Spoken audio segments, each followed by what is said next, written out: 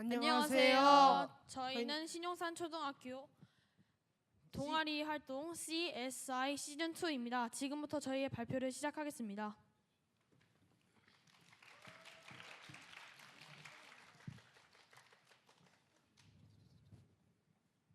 여러분 안녕하십니까? 지금부터 천년 특별 기념 방송을 시작하겠습니다. 김민성 기자. 네, 여기는 삼성 엔지니어링 센터 본사입니다. 말씀드리는 순간 눈이 내리기 시작했는데요. 김민성 기자. 눈 색깔이 검정색입니다. 무슨 일인가요? 마침 이곳에 전문가들이 모여 있다고 합니다.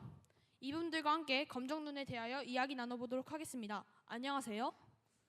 안녕하세요. 미세먼지를 탐구하고 있는 CSI입니다. 그럼 저 밖에 내리고 있는 검정색 눈의 정체가 무엇인가요? 네, 저것은 미세먼지를 품은 눈입니다. 미세먼지라고요? 그럼 미세먼지에 대해 탐구하신 내용을 간단히 설명해 주실 수 있으십니까? 네, 저희는 학교 주변의 미세먼지 원인을 알아보기 위해 학교 주변의 미세먼지 농도를 측정해 보았습니다. 측정 값을 분석해 본 결과는 다음 그래프와 같습니다. 학교 주변 미세먼지 농도를 측정한 곳 중 미세먼지 농도가 가장 높았던 곳은 철길 건널목이었습니다. 평소에는 미세먼지 수치가 그리 높지 않았지만 화물 열차가 지나가는 순간 미세먼지 수치가 급격히 높아졌습니다. 또 공회전하고 있는 차들이 많은 학교 정문 앞에 미세먼지 농도는 다른 곳에 비해 높았습니다. 이 실험을 통해 학교 주변 미세먼지의 주된 원인은 자동차 배기가스라는 걸 알 수 있었습니다. 학교 주변의 미세먼지 원인을 알아내셨군요. 정말 대단하십니다. 그렇다면 미세먼지 농도를 낮추는 방법도 알아내셨나요? 네, 일단은 교실 안에 미세먼지의 원인을 알아보기 위해 교실 밖과 교실 안의 미세먼지 양을 비교해 보았습니다.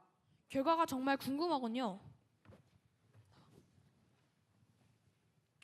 네, 결과는 본 사진처럼 나왔습니다. 원래 미세먼지의 크기가 머리카락 두께의 3분의 1배라는 것을 감안할 때 옆에 보이는 작은 점들이 미세먼지라고 할 수 있습니다.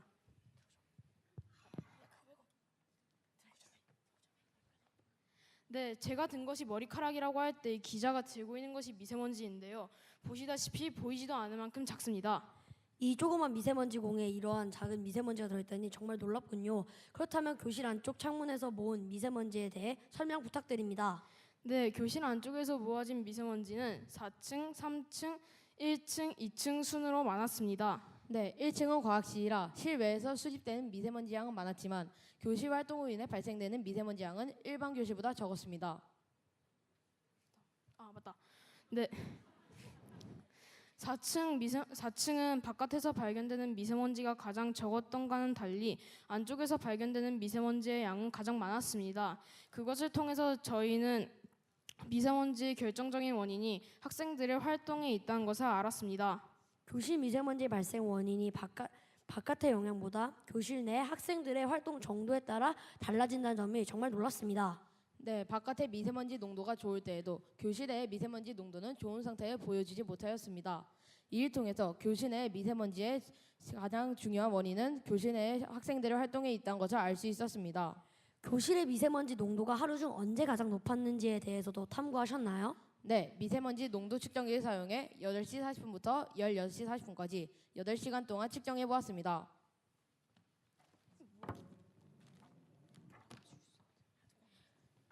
측정 결과 등교 시간 이후부터 교실 내 미세먼지 농도는 증가하였고 학교 이후 교실 내 미세먼지 농도는 점차 낮아졌습니다. 이 실험 결과로 교실 내 미세먼지의 원인이 학생들의 움직임이라는 것을 확실히 하는군요. 학생들에게 움직이지 말라고 할 수도 없고 다른 방법은 없을까요?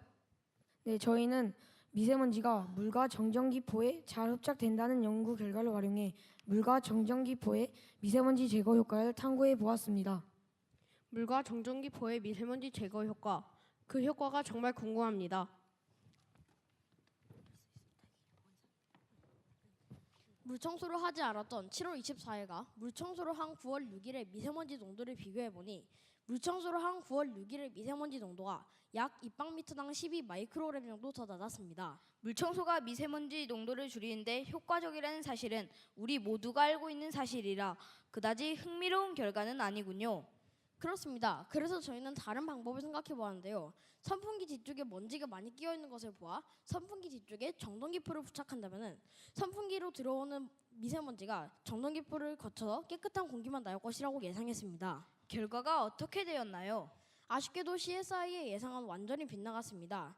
정전기포는 조직이 너무 치밀해 미세먼지뿐만 아니라 공기의 흐름까지 완전히 차단해버려 선풍기에서 바람이 전혀 나오지 않는 불상사가 발생했습니다. 정말 아쉽군요. 미세먼지 농도를 줄일 수 있는 방법인 물청소는 너무 하기 힘든데 혹시 더 쉬운 방법은 없을까요? 그래서 저희는 분무기를 이용하여 물청소 효과를 낼 수 있는지에 대해서 탐구해 보았습니다. 결과가 어떻게 되었나요? 분무기를 뿌리기 전에 미세먼지의 농도는 약 입방미터당 40 마이크로그램을 조금 넘는 수치를 보였지만 분무기를 뿌리고 후에 미세먼지 농도는 약 입방미터당 30 마이크로그램 정도의 수치가 되었습니다. 정말 놀랍군요. 그냥 물만 뿌렸을 뿐인데 미세먼지 농도가 20%나 감소하다니요. 대단합니다. 분무기는 미세먼지를 없앨 수 있는 근본적인 방법은 되지 않겠지만 교실 속 미세먼지를 간단하고 효과적이게 없앨 수 있는 방법이라 생각됩니다.